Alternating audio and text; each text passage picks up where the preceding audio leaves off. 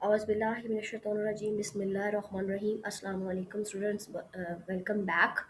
हमने स्टार्ट किए हुए हैं मुस्लिम रिफॉर्मिस्ट पाकिस्तान अफेयर के अंदर, और उसमें हमने बेटा पहले जो तीन रिफॉर्मिस्ट हैं, अहमद शहीद सरहिंदी, जिसको मजदद अल-अफ़सानी भी बोला जाता है, शाह वलीउल्लाह और अहमद शहीद बरेलवी, ये तीनों हम लोगों ने कर लिए हैं। आज जो है वो बच्चे हमने स्टार्ट करना है फ़राइज़ी तहरीक।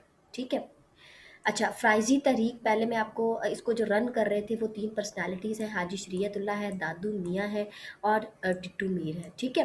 ये तीन पर्सनैलिटीज़ हैं जिन्होंने इसको आके रन किया। फ़राइज़ी तहरीक पहले मैं आपको यहाँ बेटा बताती चलूँ कि फ़राइज़ी जो तहरीक थी वो तहरीक स्टार्ट की गई थी, हाजी शरीयतुल्लाह ने उसको स्टार्ट किया था। वो इस वजह से स्टार्ट किया था, जो मुस्लिम्स थे, बंगाल के मुस्लिम्स थे, उनकी मिज़रेबल सिचुएशन थी, वो सुप्रेशन के अंदर रह रहे थे, और इसी सुप्रेशन के अंदर जो था वो इस्लामिक कल्चर जो था, वो इस्लामिक सोसाइटी जो थी, उसको टोटली तौर पर वो डिस्ट्रॉय हो रही थी, और वो सिप्रेस होकर रह गई थी। और उसमें जो एंटी मुस्लिम फोर्सेस थी वो एक तो डोमिनेंट थी, और सेकंड उसमें जो ब्रिटिश लोग थे, ब्रिटिश जो थे, उन्होंने टोटली अपना कल्चर आके प्रिवेल कर लिया था, और रही से कसर वहाँ के जो नेटिव थे, हिंदू थे, उन्होंने निकाल दी थी। और जिस इन दोनों ताकतों के बीच में जो मुस्लिम्स और बंगाल थे वो पिस कर रह गए थे।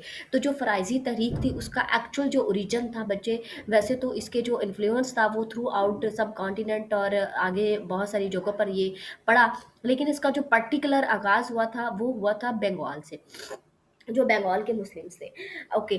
और इसको जो है वो थ्री पर्सनालिटीज़ में हाजी शरीयतुल्लाह ने इसको लीड किया। उसके बाद इसी जब हाजी शरीयतुल्लाह नहीं रहे और उनके बाद दादू मियाँ जो उनके बेटे थे, उन्होंने इस चीज़ को रन किया, और दादू मियाँ के बाद जो है वो रन किया टिट्टू मीर ने। टिट्टू मीर पे आप ही आके ये फ़राइज़ी जो तहरीक थी वो बच्चे फेल हो गई थी। हम ये सारा कुछ देखेंगे वन बाय वन। पहले जो टाइम पीरियड है हाजी शरीयतुल्लाह का देखेंगे, देन दादू मियाँ का देखेंगे, एंड देन टिट्टू मीर का, और लास्टली जो है हम जो देखेंगे इसका एनालिसिस कि जो ये क्यों फेल हुई और क्या रीजंस थी। और फिर जब ये आज रिफॉर्मिस्ट इंशाल्लाह कंप्लीट हो जाएंगे, और उसके बाद फिर बेटा नेक्स्ट स्टेप ये है कि एग्जामिनर किस पॉइंट ऑफ व्यू से और कैसे जो है वो क्वेश्चन पूछेगा। बिकॉज पहला जो स्टेप है वो इंफॉर्मेशन एक्वायर करना, जो कि हमने कर ली है। सेकेंड स्टेप है इस पर एनालिसिस बिल्ड करना और इसका पास पेपर्स को सॉल्व करना का तरीका, और कि किस तरह से आपने क्वेश्चन को एग्जामिनर पूछता है और आपने अटैम्प्ट कैसे करना है। सो हम स्टार्ट करते हैं। I am sorry. ओके, हाजी शरीयतुल्लाह है बेटा, उसमें हाजी शरीयतुल्लाह में सबसे पहले बेटा इंट्रोडक्टरी फैक्ट्स हैं। उसमें हमने देखना है ये एक सूफ़ी था, मिस्टिक था, रिवाइवलिस्ट था ऑफ इस्लाम, अरबिक स्कॉलर था, और इसके अलावा ये डिबेटर था, और इसने फाउंडेशन की बुनियाद फाउंडेशन रखी थी फ़राइज़ी तहरीक की। ये 1780 के अंदर फरीदपुर डिस्ट्रिक्ट के अंदर पैदा हुआ था, जो कि मेरे ख्याल में उत्तर प्रदेश वाली साइड पे है। नहीं सॉरी, ये बंगाल वाली साइड पे है, ईस्ट इंडिया वाली साइड पे, तो उस साइड पर ये फरीदपुर डिस्ट्रिक्ट है। ओके, उसके बाद था बेटा ये इसने जो एजुकेशन हासिल की थी वो हिजाज से हासिल की थी, मक्का से, मदीना, कायरो। उस वक़्त ये जो थे, ये जो कंट्रीज़ थी, ये कायरो इजिप्ट जो है वो उसका कैपिटल है, मक्का, मदीना सऊदी अरेबिया के अंदर, हिजाज भी सऊदी अरेबिया के। ये बच्चे जो गढ़ थे, बगदाद और शाम का जो कंट्री है, ये जो थे ये गढ़ होते थे तारीख़ के। और जितने भी ये पहले रिफॉर्मिस्ट हैं, फ़िलासफ़र्स हैं, स्कॉलर्स हैं, इन्होंने जो है वो ट्रैवलिंग ज़रूर की थी, और यहाँ से इन्होंने डिफरेंट फील्ड्स के अंदर, अरबिक लिटरेचर के अंदर, फ़िक्का के अंदर, मेटाफिज़िक्स, लॉजिक, तिब, मेडिसिन, और इन सारी फील्ड्स के अंदर जो है वो इन्होंने एजुकेशन हासिल की थी। और इसी तरह से जो हाजी शरीयतुल्लाह था, उसने उसकी जो बेस है, फाउंडेशन है, वो भी इन्हीं जगहों से उसने हासिल की थी। अच्छा, उस वक़्त क्या था कि जब हाजी शरीयतुल्लाह एज़ ए लीडर उभरे थे, तो उस वक़्त जो थी वो उस वक़्त के सर्कमस्टांसिस क्या थे। उस वक़्त बेटा क्या था कि जो early situation of that time dominance of Hindu culture in Bengal, क्योंकि मैंने आपको बताया कि इसने अपनी मूवमेंट बंगाल के अंदर स्टार्ट की थी, तो बंगाल जो था वहाँ पे हिंदू डोमिनेंसी थी, हिंदू कल्चर की डोमिनेंसी थी, क्योंकि ब्रिटिश वहाँ पे रूल कर रहे थे, और हिंदू जो थे वो ब्रिटिश के बहुत ज़्यादा करीब थे, और वो वैसे भी मुस्लिम से हेट करते थे। हिंदू जो डे वन से था वो बहुत बढ़िया था, बहुत क्लेवर था, वो जो है वो अपनी स्पेस बनाना जानता था। तो वो इस वजह से जो मुस्लिम कल्चर था बंगाल के अंदर, वो जो है वो टोटली डिके का शिकार था, और अन इस्लामिक कस्टम एंड प्रैक्टिसेस थी। अंडरस्टूड है कि डोमिनेंसी थी हिंदू कल्चर की, तो अन इस्लामिक प्रैक्टिसेस ने तो प्रिवेल करना था। उसके बाद जो है वो मुस्लिम्स के अंदर इग्नोरेंस चल रही थी बहुत ज़्यादा, क्योंकि उनके अंदर ये जो है वो वर्थ ख़त्म हो चुकी थी। वो इंटरनली जो है वो वीक हो चुके थे। वो अपने आप को इतना ज़्यादा वीक समझ रहे थे कि वो अपनी प्रैक्टिसेस को भी जो फ्रीली नहीं परफॉर्म कर पाते थे, प्रैक्टिसेस कर पाते थे, और वो टोटली दब कर रह गए थे इन टू फोर्सेस से। और टोटली उनकी जो आइसोलेशन थी और एक्सप्लॉयटेशन हो रही थी। आइसोलेशन तो बिल्कुल थी ही, क्योंकि वहाँ पे हिंदू और ब्रिटिश कल्चर जो था वो डोमिनेंट हो रहा था, और एक्सप्लॉयटेशन इन दोनों फोर्सेस जो है उनके हाथों मुस्लिम जो थे वो एक्सप्लॉयट हो रहे थे। तो फिर ये बहुत बुरी एक हालत थी। और दूसरी बात ये थी कि इस सारी सिचुएशन में क्या हुआ था कि जो मुस्लिम्स थे उन्होंने अपनी एफर्ट्स ही छोड़ दी थी करना, किसके लिए, अपनी अपलिफ्ट के लिए, मुस्लिम सोसाइटीज़ की अपलिफ्ट के लिए, उसकी जो बेटरमेंट के लिए, वेलफेयर के लिए उन्होंने एफर्ट्स ही करना छोड़ दी थी। और ये एक बहुत बड़ा लम्हा फ़िक्रिया था, क्योंकि जब एक ताकत अंदर से ख़त्म हो जाती है तो फिर बाहर से कोई भी जो जादू की छड़ी है वो उसको नहीं उठा सकती और जगा सकती। तो ऐसी सूरत में जो शाहजी शरीयतुल्लाह थे उसने ये बेड़ा उठाया, और उसने जो बंगाल का मुस्लिम था उसके लिए जो है वो अपनी एफर्ट स्टार्ट की। अच्छा, हमने जो नेक्स्ट टाइम बेटा वो देखनी है कि इसकी क्या एफर्ट्स थी जो हाजी शरीयतुल्लाह ने की। अच्छा, इसमें जो हाजी शरीयतुल्लाह की एफर्ट्स थी बच्चे, पहले नंबर पर ये है कि ये फाउंडर है इस्लामिक रेवोल्यूशन का। जो बंगाल के अंदर एक इस्लामिक रेवोल्यूशन आया था, इस्लामिक प्रैक्टिसेस हुई थी, शरिया स्टेट कायम हुई, और जो मुस्लिम्स लोग थे, मुस्लिम लीडर्स थे, उन्होंने जो है वो अपना वर्क स्टार्ट किया, और एक दोबारा से इस्लाम का बोलबाला हुआ। उसमें उसका जो इस्लामिक रेवोल्यूशन लाने का बंगाल के अंदर ये फाउंडर है। इसने जो पीर और मुरीद के कॉन्सेप्ट को जो किया, उसको अपोज करने की कोशिश की। रीज़न ये थी कि लोग जो थे वो बिलीव्स ख़त्म कर चुके थे, अल्लाह पर यकीन, शरीयत पर यकीन, इन सारी चीज़ों को हट के वो जो पीरों मुरीदों को, मज़ारों को, दरख्तों को, डिफरेंट जो है वो जिस तरह से हिंदू कल्चर के अंदर प्रैक्टिसेस हैं, उनकी पूजाएं होती हैं, मंदिरों के अंदर जो अन इस्लामिक प्रैक्टिसेस हैं उनके ऊपर ज़्यादा बिलीव करने लग गए थे कि ये जो है ये हमें दे सकते हैं सब कुछ, और हमारी ज़िंदगी जो मिज़रेबल है ये ख़त्म ठीक कर सकते हैं। तो इसने इस चीज़ को अपोज किया था। फिर इसने जो फॉल्स और सुपरस्टिशियस बिलीव प्रिवेल करे थे due to the dominancy of Hindu and British culture, तो उसको इसने उसके खिलाफ एक वॉर लड़ी थी।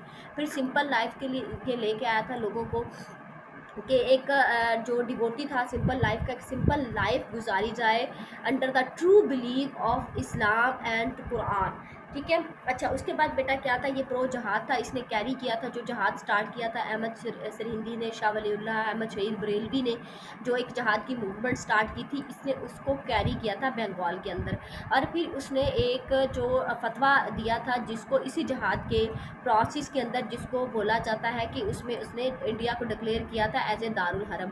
वो दारुल हरम कहते हैं कि ऐसा घर या ऐसी जगह जहाँ पर इस्लाम की कोई जगह ना हो, जहाँ पे कोई पीस ना हो, जहाँ पे किसी किस्म का कोई सुकून, प्रॉस्पेरिटी ना हो, चूँकि वहाँ पे डोमिनेंसी थी अन इस्लामिक प्रैक्टिसेस की। तो दैट्स वाई इसने जो डिक्लेयर कर दिया था इंडिया को एज ए दारुल हरम। उसके बाद इसने जो कोशिश की थी कि स्ट्रिक्ट ऑब्जर्वेंस हो शरिया रूल की, और मुस्लिम सोसाइटी को जो इवल्स प्रिवेल कर रहे थे उस वक्त, जो हिंदू सिखों और इनके जो ब्रिटिश के एक अनएथिकल और जो इसमें इमोरल किस्म के इवल्स थे वो चल रहे थे, इसने अपनी सोसाइटी को उससे क्लीन करने की कोशिश की थी। ये इसकी उसके बाद जो था हाजी शरीयतुल्लाह, वो बेटा जो था वो इस दुनिया से चले गए, उनकी डेथ हो गई। और जो इनका मकसद था, पर्पस था, उसको लेके चले दादू मियाँ। दादू मियाँ जो थे वो बच्चे पैदा हुए थे 1918 ढाका के अंदर पैदा हुए थे। ये हाजी शरीयतुल्लाह का बेटा था, और इसका जो रियल नेम था वो मोहसिनुद्दीन था। ये भी एग्जामिनर आपसे जीके के अंदर पूछ सकता है, पाकिस्तान फेयर के अंदर पूछ सकता है। इसने अर्ली एजुकेशन, क्योंकि इनके फादर जो थे वो हाजी शरीयतुल्लाह थे, और वो एक रिनाउंड फिलासफर थे और एक रिनाउंड टीचर थे, उस वजह से इसने जो बच्चे अर्ली थी एजुकेशन वो बाबा से हासिल की थी, अपने फादर से हासिल की थी, और जो फिर ये ट्रैवल कर गए थे मक्का से, और रेस्ट ऑफ दी जो एजुकेशन थी वो इन्होंने मक्का से ली।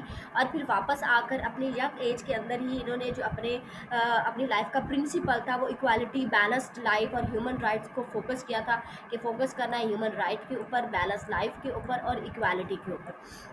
जिसकी बहुत ज़्यादा ज़रूरत थी उस वक़्त सब कॉन्टिनेंट के अंदर। अच्छा, अब जो कुछ एफ़र्ट्स थी जो कि हाजी शरीयतुल्लाह के जाने के बाद जो दादू मियाँ थे उन्होंने की, वो क्या एफ़र्ट्स थी, वो हम लोग देख सकते हैं। पहले इसने क्या काम किया, बहुत ज़बरदस्त काम किया जिसको हिस्ट्री के अंदर बहुत ज़्यादा सराहा जाता है। इसने खुलफा अपॉइंट किए, यानी जो एडमिनिस्ट्रेशन का काम था इसने बंगाल के अंदर, क्योंकि बंगाल एक बहुत बड़ा सूबा था। आप लोगों ने Pakistan affair track to Pakistan में भी पढ़ा होगा और हिस्ट्री के अंदर भी पढ़ा होगा कि पार्टीशन ऑफ बंगाल इसी वजह से हुई थी, बिकॉज वो एडमिनिस्ट्रेटिवली उसको कंट्रोल करना डिफ़िकल्ट था। तो इस वजह से इसने क्या किया था, इसने कुछ खुलफा अपॉइंट किए थे और उनको 3 डिफरेंट ग्रुप्स के अंदर तक़सीम कर दिया था। और हर जो एक ग्रुप था वो हर एक सेगमेंट को देखता था, ठीक है। गाँव खुलफा थे जो सबसे नीचे होते थे, जो कि गाँव के छोटे-मोटे मैटर्स होते उनको देखते थे। कुछ जो इसने खुलफा अपॉइंट किए एक ग्रुप जिनका काम होता था उन्होंने एडवाइस करनी है, उन्होंने जो इम्पोर्टेंट मैटर्स है उसके ऊपर अपने डिसीजंस देने हैं, पॉलिसीज़ बनानी है, प्लानिंग्स करनी है। और कुछ ऐसे होते थे जो सारी इम्प्लीमेंटेशन है उसको रन करते थे, लेके चलते थे। इसने डिफरेंट सर्कल्स में बनाया था और हर एक सर्कल के अंदर एक खुलफा अपॉइंट कर दिया था। फिर इसने जो टैक्सेस लगाए जाते थे लैंडलॉर्ड और ज़िम्मेदारों के ऊपर, मुस्लिम्स जो पेजेंट्स थे उनके ऊपर, वो उसने अपोज किया था कि वो देते हैं, फजूल में टैक्सेस देते हैं, क्योंकि उन टैक्सेस से ये लैंडलॉर्ड्स कौन थे, ये हिंदू लैंडलॉर्ड्स थे, हिंदू ज़िम्मेदार थे। वो मुसलमानों से टैक्सेस लेते थे और अपनी जो वर्शिप्स हैं वो लगाते थे। तो इसने अपोज़ किया कि भाई आप मुस्लिम से पैसा लेकर, उनसे जो टैक्स लेकर अपनी हिंदुओं की जो मंदिर हैं या हिंदुओं की जितने भी उनके रिलीजियस मोनूमेंट्स हैं उनके ऊपर आप नहीं लगा सकते, और अगर आप टैक्स उनसे लेंगे तो उसके ऊपर उनको मुस्लिम्स को ही सर्विसेज देंगे।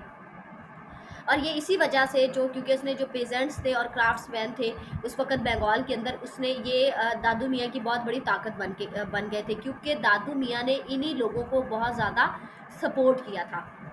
फिर इसने क्या किया था, इसने वो अपनी एक स्टेट की बुनियाद रखी थी जिसमें ये जो डिस्प्यूट थे वो पर्टिकुलरली, यानी एक जुडिशियल वर्क भी ये परफॉर्म करते थे। जो छोटे मोटे डिस्प्यूट होते थे उन डिस्प्यूट को जो है वो सॉल्व करने की कोशिश करते थे।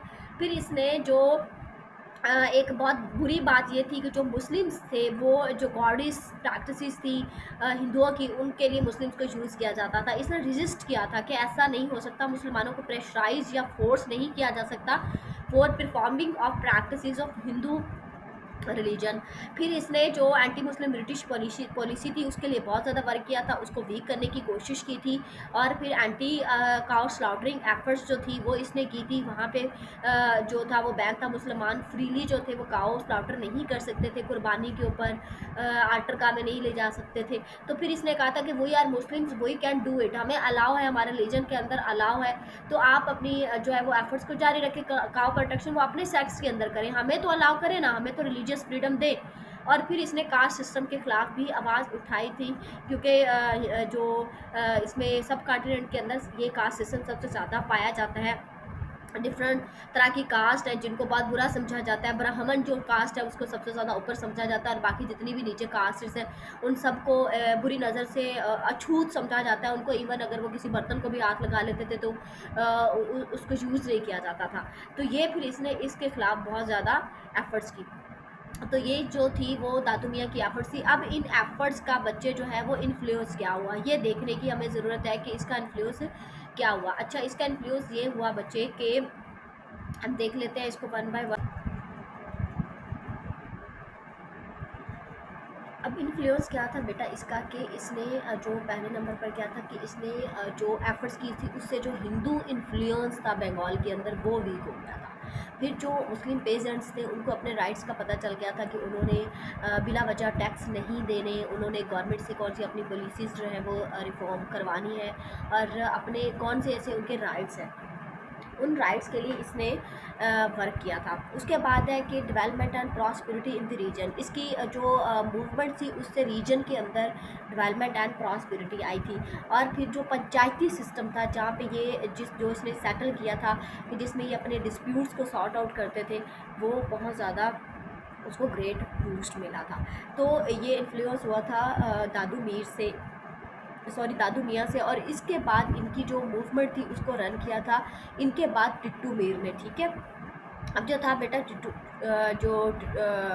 टिटू मीर था, वो जो था वो भी इसी मूवमेंट का हिस्सा था। उसका रियल नेम नासिर अली खान था और वो बंगाल के अंदर उसने रेनाइंसा लेके आया था और इसी फ़राइज़ी तहरीक को उसने मोमेंटम दिया था। एंड और उसका जो डिज़ायर थी वो क्या थी कि मुस्लिम्स की जो लॉस्ट ग्लोरी है उसको रिफॉर्म करना है, उसको वापस लेके आना है।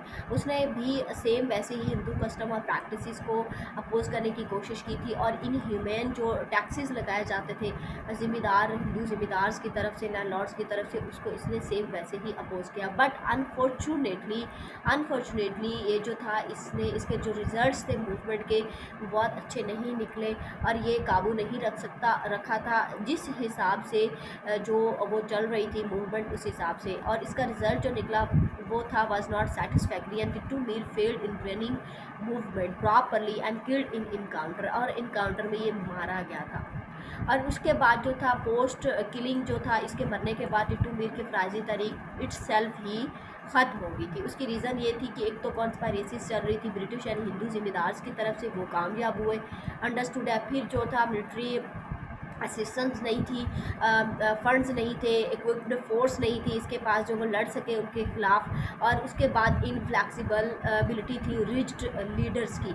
तो इस वजह से जो फ़राइज़ी तहरीक थी और फाइनली टिट्टू मीर पे आके वो डिमाइस का शिकार हुई और वो उसकी डेथ हो गई। तो ये जो था यहाँ पर जो बेटा था ये ख़त्म हो गया फ़राइज़ी तहरीक, और मुस्लिम रिफॉर्मिस्ट जो हैं वो यहाँ पे आके एंड हो गए हैं। और हमने बाकी जो पहले वाले 3 थे वो ऑलरेडी कर लिए थे, हाजी शरीयतुल्लाह और फ़राइज़ी तहरीक हमने आज कंप्लीट कर ली है।